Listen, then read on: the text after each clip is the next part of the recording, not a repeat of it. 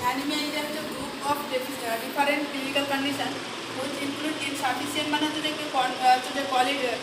Quantity RBC আর হচ্ছে haemoglobin inefficiency হচ্ছে যে কোয়ালিটি। তো মেনলি আমাদের ডেফিনেশনটা হচ্ছে যে ইনসাফিসিয়েন্ট একটা আরবিসি আর এইচবি উইচ লিড টু করছে যে ডিক্রিজ করেছে অক্সিজেন ক্যারিং ক্যাপাসিটি, তাকে আমরা কি বলছি অ্যানিমিয়া বলছি। তো মেলদের ক্ষেত্রে হচ্ছে যে কি হিমোগ্লোবিন লেভেল কত থাকবে নর্মালি হচ্ছে যে 13 থেকে 17 এমজি পার ডিএম, ফিমেলদের ক্ষেত্রে 12 থেকে 15 এমজি পার ডিএম।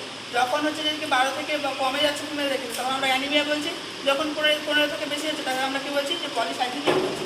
প্রেগনেন্ট ফিমেলের ক্ষেত্রে কত থাকবে যে 11 গ্রাম পার্সেন্টেজ থেকে কিন্তু কম থাকবে, নন প্রেগনেন্টের ক্ষেত্রে কত থাকবে যে 12% থেকে গ্রাম পার্সেন্টেজ কম থাকবে। মেলের ক্ষেত্রে কত থাকবে যখন হচ্ছে 13 থেকে গ্রাম পার্সেন্টেজ কম থাকবে তাকে আমরা কি বলছি সমস্ত অ্যানিমিয়া বলছি। এবং ক্লাসিফিকেশনে অ্যানিমিয়া কখন আমরা ক্লাসিফিকেশন হচ্ছে তখন ভাগ করবো মাইল্ড, মডারেট, সিভিয়ার প্রোগ্রাম। মাইল্ডের ক্ষেত্রে কী বলছি আমরা যখন হচ্ছে যে কি ওর হিমোগ্লোবিনের গ্রাম পার্সেন্টেজ থাকে 10 হচ্ছে 10.9 থাকছে গ্রাম পার্সেন্টেজ তখন আমরা মাইল্ড বলছি। যখন মডারেট হচ্ছে যে কি লেস দেন হচ্ছে কি 7 টু হচ্ছে যে কি 9.9 গ্রাম পার্সেন্ট থাকছে তখন আমরা মডারেট বলছি। সিভিয়ার কখন বলছি যখন হচ্ছে 4 টু হচ্ছে 6.9 গ্রাম পার্সেন্ট তখন হচ্ছে সিভিয়ার বলছি। প্রোফান হচ্ছে যখন হচ্ছে যে কি লেস দেন হচ্ছে 4 গ্রাম থাকছে তখন আমরা কী করছি আমরা যে হচ্ছে প্রোফান বলছি। এবার হচ্ছে হিমোগ্লোবিনটা হচ্ছে যে হিমোগ্লোবিন কী করছি আমরা যে কখন আমরা হচ্ছে যে ব্লাডের ট্রান্সফিউশনের রিকোয়ারমেন্ট করবো যখন হিমোগ্লোবিন লেভেলটা হচ্ছে 7 থেকে 8 গ্রাম পার্সেন্টে থাকে তখন হচ্ছে কী হবে যে ব্লাড ট্রান্সফিউশনের রিকোয়ারমেন্ট করবে। এবং হচ্ছে যখন পেশেন্টের ক্ষেত্রে যে বাচ্চা থেকে হিমোগ্লোবিন কম হবে তখন তাকে আমরা কি সায়ানোসিস বলছি।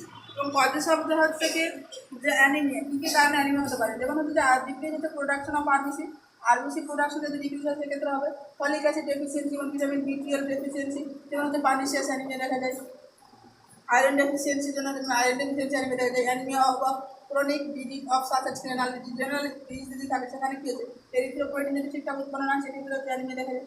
এবং হচ্ছে যে কি ডিস্ট্রাকশন অফ আরবিসি যখন আরবিসির ডিস্ট্রাকশনটা কী হচ্ছে বেশি হচ্ছে তখন যেমন হচ্ছে G6PD হচ্ছে এনজাইম ডেফিসিয়েন্সি থাকলে বা সিকেল সেল অ্যানিমিয়া যেটা হচ্ছে একটা হচ্ছে জেনেটিক ডিজিজ যদি হচ্ছে দেখি যে আরবিসির সাইটটা সিকেল সেল থাকে তাকে আমরা সিকেল সেল অ্যানিমিয়া বলি। সেক্ষেত্রে দেখা যায় ব্লাড লস হতে পারে যখন কোনো অ্যাক্সিডেন্ট বা ট্রামার ক্ষেত্রে বা ব্লাড কিছু রাস্তা হলে যে হয় সেটা হচ্ছে এগুলো সব হচ্ছে যে অ্যানিমিয়ার কজেস।